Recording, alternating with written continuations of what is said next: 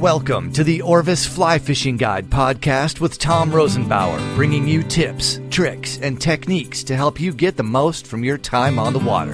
Here's acclaimed fly fishing author and lifelong fly fishing enthusiast, Tom Rosenbauer. Welcome to the Orvis Fly Fishing Guide podcast. We're approaching Father's Day, and I'd like to chat a little bit about a question I get from friends all the time is, how do I get my kids into fly fishing? What do I do?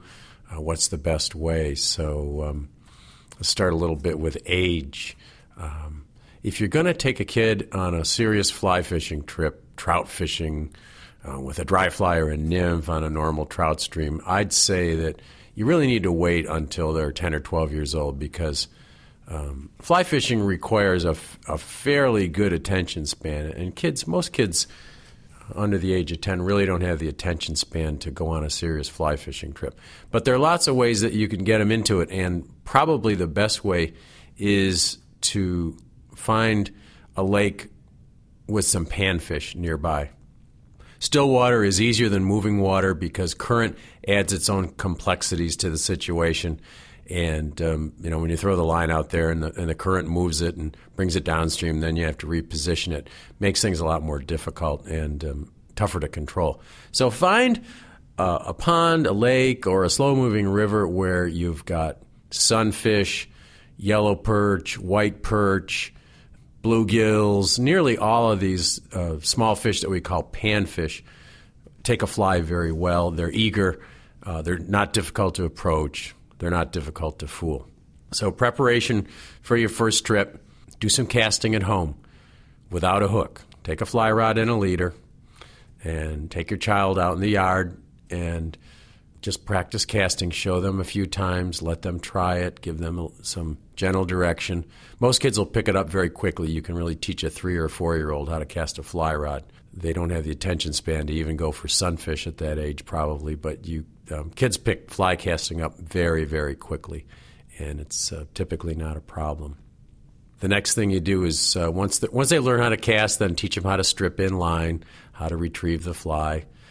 With kids, you can even have them just twitch the tip of the rod to entice the fish. You don't even have to worry too much about stripping the line.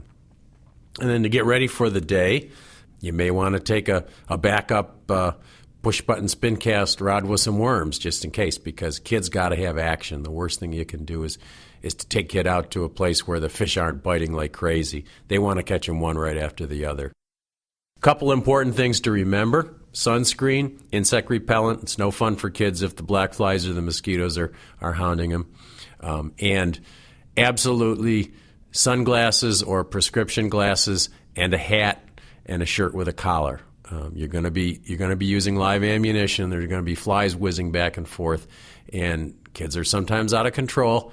And you want to make sure that if a hook sinks into something, it's the back of a hat rather than the back of their neck. The other thing you want to do to prepare is to take a pair of forceps or needle nose pliers and pinch the barb down on the hook so that if the hook does get embedded somewhere, it'll back right out and is easy to remove. But hat and sunglasses are absolutely essential. Find your sunfish spot. Hopefully you've already done some scouting. And this time of year, most panfish are in shallow water spawning. So you can find the panfish by looking for little saucer-shaped clean areas on the bottom where the female and the male have fanned away the silt on the bottom with their tails to lay their eggs. And these will typically be in 1, 2, 3, at the most 4 feet of water, so it would be fairly close to shore. You can do this from shore as long as you got backcasting room. You can do it from a dock.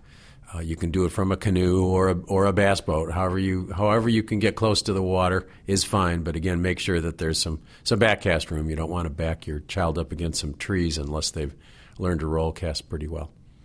And as far as flies are concerned, the best flies for starting out are floating flies. And fortunately, most panfish, this time of year will respond very well to a floating fly. A little cork popper, plastic popper, sponge rubber bug, even a big trout dry fly will work. And you'll spot the fish. You can usually see them with your polarized glasses. Cast the fly right over their heads. They'll usually rush over and kind of back off and look at it and then give it a twitch. they'll either take it or follow it again and then give it a couple twitches. And usually that's enough to interest a bluegill and a sunfish, and they'll inhale the fly. Bring the fish in, let the kid play the fish, let them learn how to play a fish by themselves, either by stripping it in or by using the reel.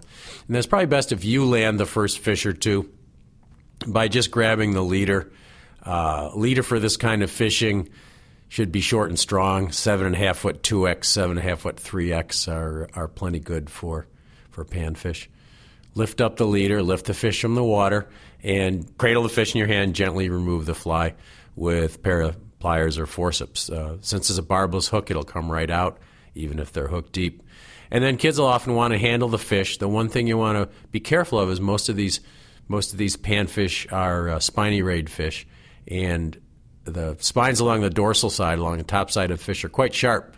And so you want to teach your child to either cradle the fish in their hand or just hold it by the leader so they can look at it and touch it. But don't have them encircle the whole fish with their hand, because there's a chance they'll get spined. And then teach them how to release the fish. Gently hold the fish in the water until it swims away. Most panfish will dart away very quickly without any need for resuscitation. Now, you can use sinking flies, and some of the panfish, such as crappie, yellow perch, and white perch, respond better to a sinking fly. And for this, you can use any small, bright streamer fly, a decent-sized nymph, a size 10 or a 12 nymph will all work. And you can use a sinking fly with a strike indicator if you'd like, so it acts just like a bobber, and the kids can watch the strike indicator. Or you can teach them how to cast it in and retrieve it by feel, a little more advanced, probably for older kids. If you're going to get your kids started in fly fishing, I'd highly advise you starting with something that's fast action, like pan fishing, and don't take them out onto a difficult technical trout stream or even almost any trout stream for the first time. Get them started on panfish. They'll learn the basics there. Then graduate to trout fishing gradually. Doing this, you'll be assured that you won't have a kid that's burned out or uninterested in fly fishing. Most kids respond to it pretty well. The other thing with kids is kids love to tie flies, so teaching kids to tie flies before you go fishing, tying some simple woolly buggers or woolly worms, is also a lot of fun. So thanks for listening this week. That's our Father's Day podcast. If you have suggestions on what you'd like to hear in these podcasts, we'd love to hear from you, or just if you got something you want to tell us, you can email us at podcast@orvis.com. Thanks for listening. We'll see you next week. Thank you for listening to the Orvis Fly Fishing Guide podcast with Tom Rosenbauer. Since 1856, anglers worldwide have counted on Orvis to help them get the most from their time on the water. To learn more and to shop the world's finest fly fishing gear, including the award-winning zero-gravity Helios rod, visit www.orvis.com/podcast.